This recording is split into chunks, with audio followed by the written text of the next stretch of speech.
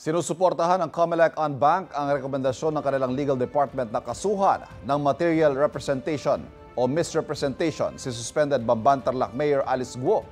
Dahil ito sa pagsisinungaling ng umano ni Guo sa kanyang Certificate of Candidacy noong eleksyon 2022. Una nang sinabi ng abogado ng alkalde na premature o masyado pang maaga ang paghahain ng kasong misrepresentation laban kay Guo.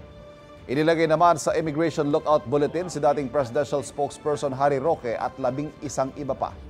Dahil yan sa koneksyon umano nila sa ni-raid na Lucky South 99 Pogo Hub sa Porac, Pampanga.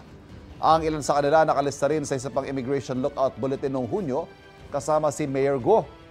Itinuturing na ni Roque na harassment ang Lookout Bulletin. Ang ebidensya lang daw laban sa kanya ay sinamahan niya si Cassandra Leong para i-reschedule ang bayarin ng Lucky South 99 sa PAGCOR, pati isang anyay hindi verified na organizational chart na kasama ang kanyang pangalan. Haharapin daw ni Roque ang lahat ng akusasyon laban sa kanya.